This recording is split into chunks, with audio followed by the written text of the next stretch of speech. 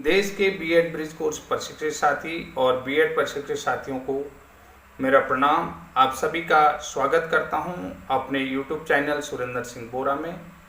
खासकर आज मैं बात कर रहा हूं उन साथियों के लिए जो साथी बीएड करने के बाद सरकारी नौकरी में आ चुके हैं।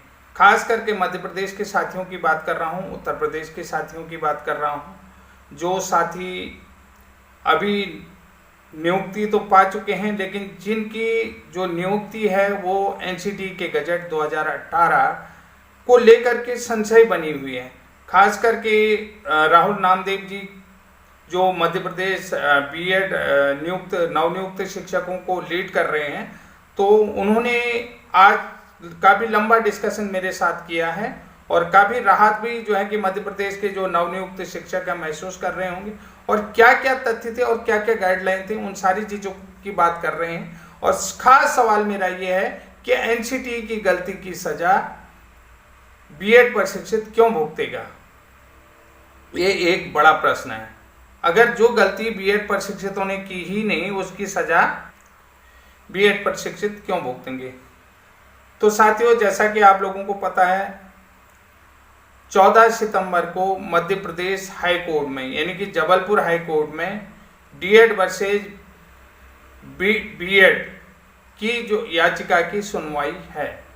तो उससे पहले बहुत सारे तथ्यों को लेकर के, बहुत सारे आर्गुमेंट को लेकर के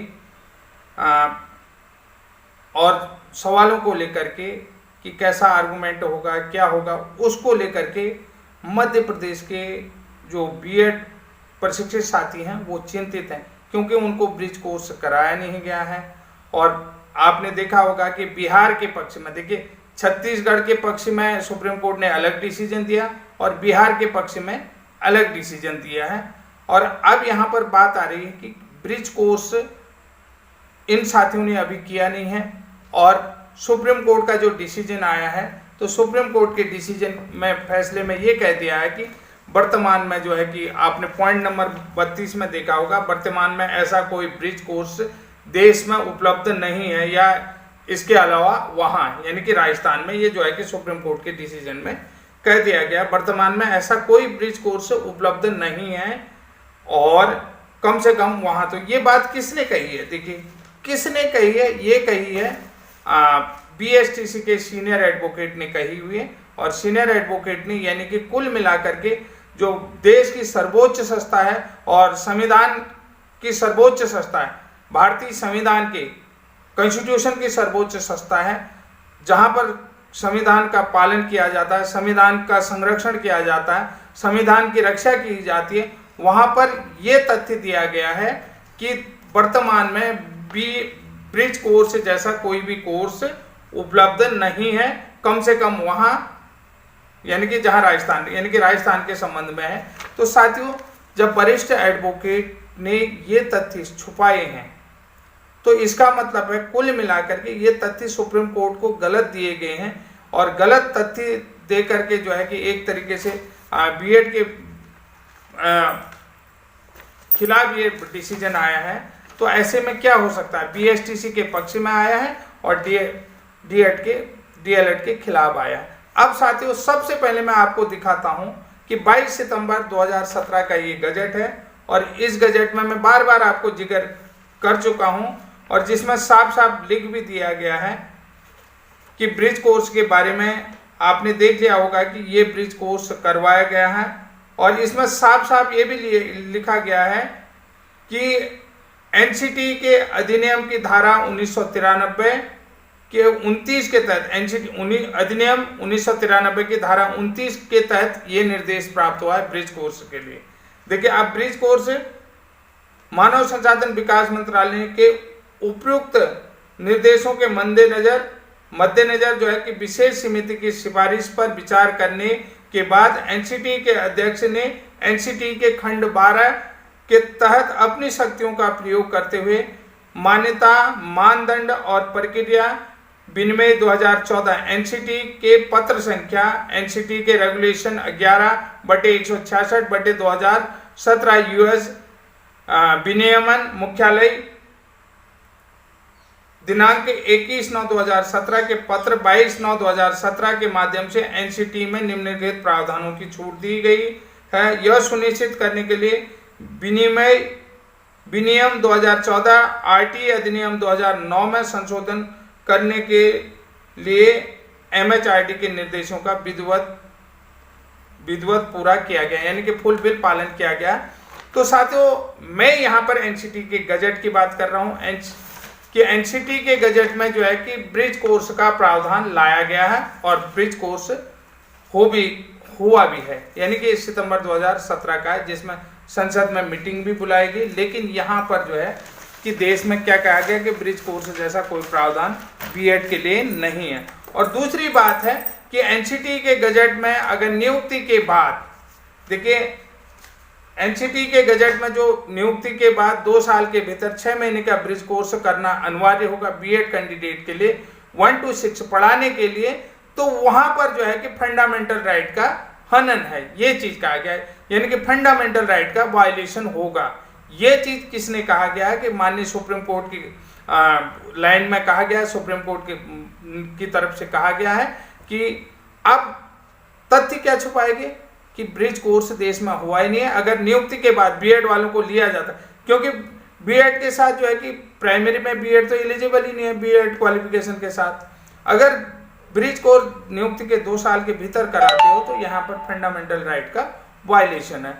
तो साथियों, ये बहुत बड़ा तथ्य जो है छुपा है, क्योंकि अब हमारे यहाँ पर ये बात आ रही है। देखिए मध्य प्रदेश की जो पैरवी कर रहे हैं रामेश्वर ठाकुर और जो है विज्ञान शाह जी की तरफ से, जो राजस्थान के एडवोकेट हैं, सुप्रीम कोर्ट में भी हैं, तो वो लोग ये पैरवी करेंगे। सबसे पहले मध्य प्रदेश के साथी जो केसी घड़ियाल जी हैं, सबसे पहले अगर बात आई तो अपने तथ्यों को प्रस्तुत करें, जो तथ्य मैं आप लोगों को प्रोवाइड करा चुका हूं।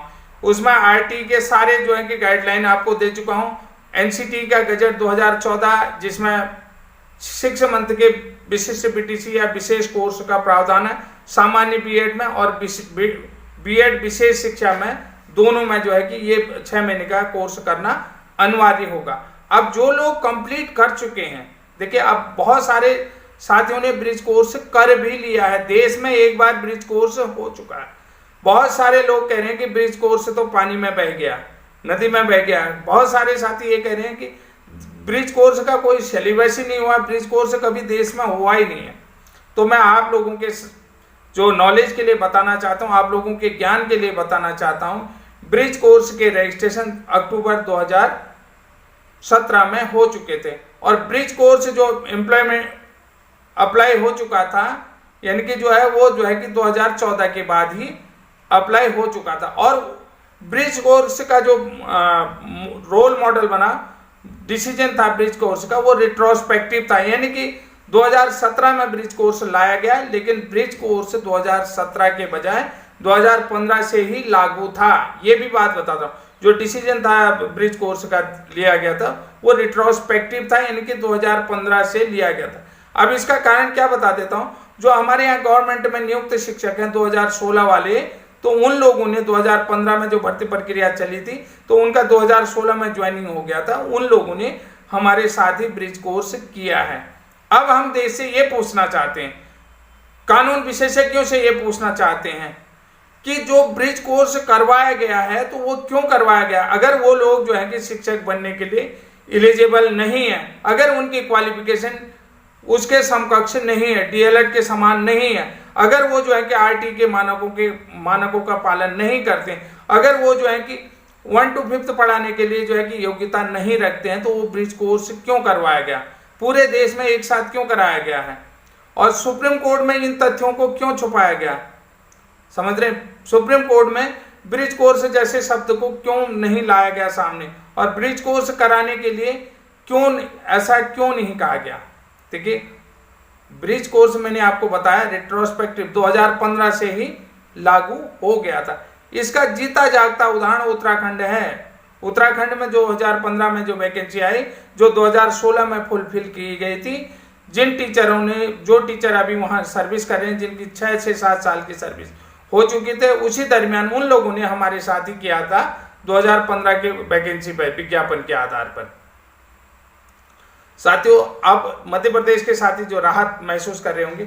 अब सबसे बड़ी चीज है, मध्य प्रदेश के एडवोकेट महोदय से निवेदन कहूंगा कि माननीय एडवोकेट अधिवक्ता महोदय की जो बीएसटीसी के सीनियर एडवोकेट ने ये तथ्य रखा कि यहाँ की मतलब अब तक ब्रिज कोर्स जैसा कोई शब्द यहाँ नहीं है, यानी कि ब्रिज कोर्स का जिक्र करा गया। वर्तमान में ऐसा कोई ब्रिज कोर्स उपलब्ध नहीं है कहा गया है। तो वो क्यों कहा गया है, यानी कि देश की सर्वोच्च सत्ता और न्यायपालिका को, सुप्रीम कोर्ट को ये गुमराह किया गया। तो क्या ये जो फैसला आया है, ये फैसला रद्द हो सकता है कि जो सुप्रीम कोर्ट ने बीएड के खिलाफ बीएसटीसी के हक में जो डिसीजन सुनाया है, क्या वो डिसीजन रद्द हो सकता है? तो ये बहुत बड़ा सवाल है। और दूसरी बात, मैं आपको बार बार यही चीज कह रहा हूं कि जो ब्रिज कोर्स करवाया तो क्यों करवाया? अगर वो ब्रिज कोर्स वैलिड नहीं है, वैध नहीं है, तो इतनी बड़ी जो है कि प्रक्रिया क्यों लाएगी? आरटीए कानून में इतना बड़ा संशोधन क्यों लाएगा? और दूसरी बात है, एक चीज और बनाओ, देश के सरकारी खजाने से ब्रिज कोर्स प्रशिक्षण कराने के लिए क्यों पैसा खर्च करवाया गया इतने बड़े स्तर पर सरकारी खजाने का? क्योंकि सरकारी इंस्टीट्यूशनों में ये कोर्स हुए, सरकारी टीचरों के माध्यम से कराया। एससीईआरटी के जितने भी जो प्रशिक्षण संस्थान हैं, उन सारे संस्थानों ने डाइट वगैरह वगैरह जिन्होंने भी, उनके माध्यम से कराया गया। सरकारी टीचर एमटी को ट्रेनिंग कराई गई, सिलेबस बनाया गया, प्रैक्टिकल बनाया गया, एनआईओएस को जो है कि उसको जो है कि हायर किया गया, एनआईओएस को जो है कि संबद्ध किया गया कि यानी कि ये जिम्मेदारी, ये कोर्स कराने की जिम्मेदारी एनआईओएस संस्थान को दी गई। तो वो क्यों दी गई? उसमें भी तो देश का आर्थिक नुकसान हुआ। अगर सरकारी बजट का दुरुपयोग किया गया है तो क्यों किया गया है, ये भी एक बड़ा सवाल है।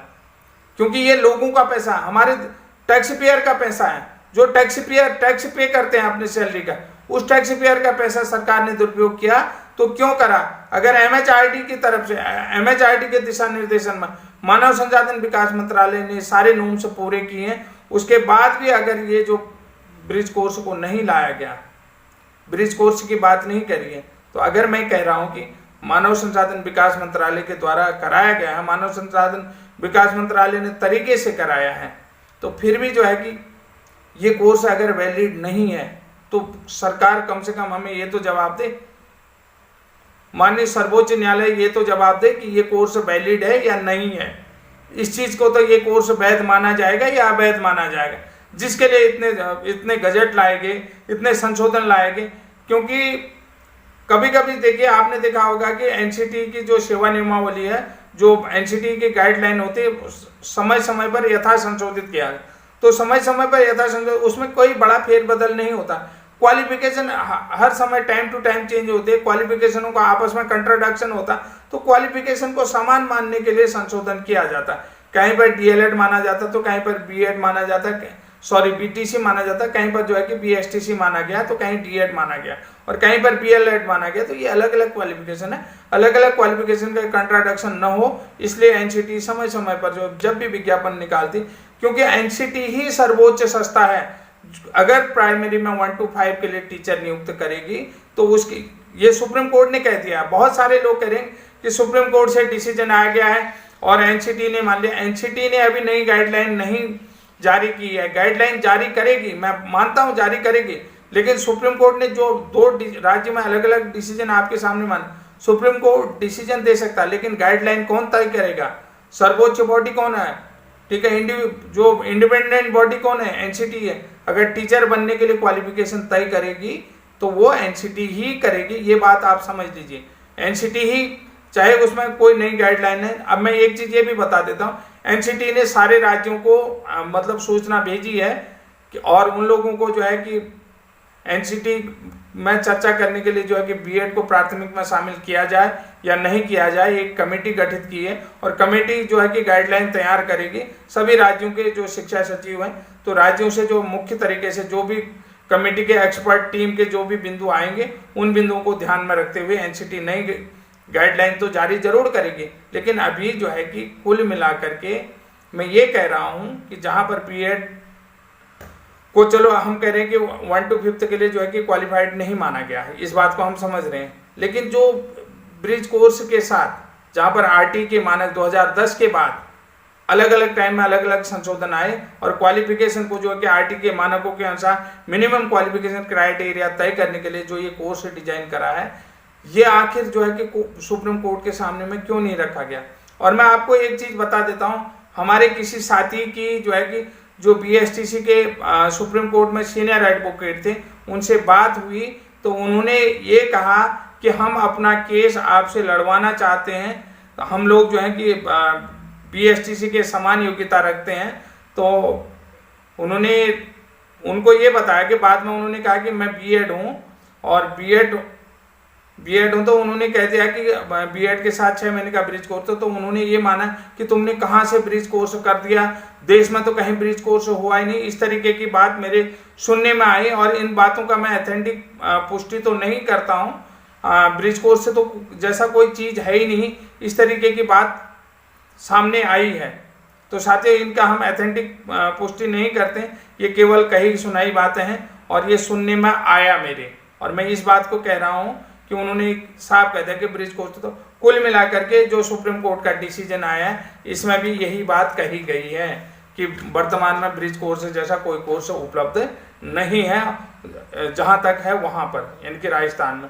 तो अब देखिए, जो मध्य प्रदेश में खासकर सुनवाई होगी तो सारे साथी अपनी जो ब्रिज कोर्स की मार्कशीट है जिन्होंने किया है वो प्रस्तुत कर देंगे। उसके बाद जितने भी गजट नोटिफिकेशन है बीएड ब्रिज कोर्स के संबंध में, वो राहुल नामदेव जी को मैंने प्रेषित कर दिए हैं। कुल मिलाकर के आज जो है कि मध्य प्रदेश के नवनियुक्त शिक्षक ये तो तय मान लें कि जो वीडियो मैंने बनाया है वो आपको निश्चित रूप से राहत पहुंचाएगा, और यहां तक कि मध्य प्रदेश हाई कोर्ट में आपको लाभ भी पहुंचाएगा, आप लोगों को साहस भी देगा, आप लोगों की मदद भी करेगा। ये जो बातें मैंने कही हैं, जो वीडियो, निश्चित रूप से मैं मध्य प्रदेश के साथियों की मदद कर रहा हूं। लेकिन साथियों, अभी भी मैं आपसे कहना चाहता हूं कि मुझे उस तादाद में आप लोगों का सहयोग नहीं मिल रहा है। बहुत सारे साथी मुझ पर लगा रहे हैं, यूट्यूबर का आरोप लगा रहे हैं। मैं यूट्यूबर नहीं हूं, मैं भी प्रशिक्षित बेरोजगार हूं, आप लोगों के हितों की रक्षा कर रहा हूं। मैं अन्य टॉपिक में भी वीडियो बना सकता हूं। मुझे बार बार ये शौक नहीं लगा है कि मैं आप लोगों के पॉइंटों को लाऊं। मुझे लोगों की गाली खाने का शौक नहीं है। जो लोग मुझे गालियां दे रहे हैं, भर भर के गालियां दिख रहे हैं कमेंट बॉक्स में, इतनी गालियां कि जिनको बर्दाश्त भी नहीं कर सकते हो, वो हमको तोड़ना चाहते, लेकिन हम तोड़ेंगे नहीं। जिस तरीके से आज मध्य प्रदेश को सारे गजट देते हैं, और केसी घड़ियाल जी से निवेदन करता हूं कि अगर वो मुझे सुन रहे हैं तो निश्चित रूप से ब्रिज कोर्स का तथ्य रखें, और जो पॉइंट नंबर 32 में देश में ब्रिज कोर्स उपलब्ध नहीं है, उस सुप्रीम कोर्ट के डिसीजन का वो तथ्य भी जरूर रखें, उसको उजागर करें कि सुप्रीम कोर्ट को कितना मिसलीड किया गया है इस डिसीजन का, और इस डिसीजन के लिए क्या सुप्रीम कोर्ट का फैसला सुप्रीम कोर्ट रद्द करेगी। निश्चित रूप से ये बहुत बड़ा सवाल आप लोगों के लिए छोड़ रहा हूं। अगर मेरे चैनल में आप नए हैं तो प्लीज चैनल को सब्सक्राइब जरूर करिएगा और वीडियो को शेयर जरूर करें, ताकि अन्य प्रदेशों के साथियों को भी राहत महसूस हो कि ब्रिज कोर्स का पॉइंट उजागर हो, और उसमें बड़ा जो है कि आर्गुमेंट होना चाहिए कोर्ट में ब्रिज कोर्स के सारी चीजें। क्योंकि आप लोगों की मैंने देख लिया था कि डाइट की मोहर लगी हुई अंक पत्र प्रमाण पत्र आप लोगों ने ग्रुप में डाले थे, तो निश्चित रूप से आपने 14 तारीख की तैयारी कर ली गई होगी। और राहुल नामदेव जी को भी मैं निश्चित रूप से कहना चाहूंगा कि आप धैर्य रखिए और धैर्य के साथ लोगों का नेतृत्व करिए, लोगों को लीड कीजिए, मध्य प्रदेश को लीड कीजिए, और बीएड को बचाने में, क्योंकि सबसे बड़ी बीएड को बचाने की बात नहीं करूंगा, एनसीटी की गलती की सजा बीएड क्यों भुगतेगा, एनसीटी की जो गलती है उसकी सजा बीएड क्यों भुगतेगा, ये बहुत बड़ा सवाल है, और ये खासकर मध्य प्रदेश के साथियों के लिए। तब तक के लिए नमस्कार, जय हिंद, जय उत्तराखंड।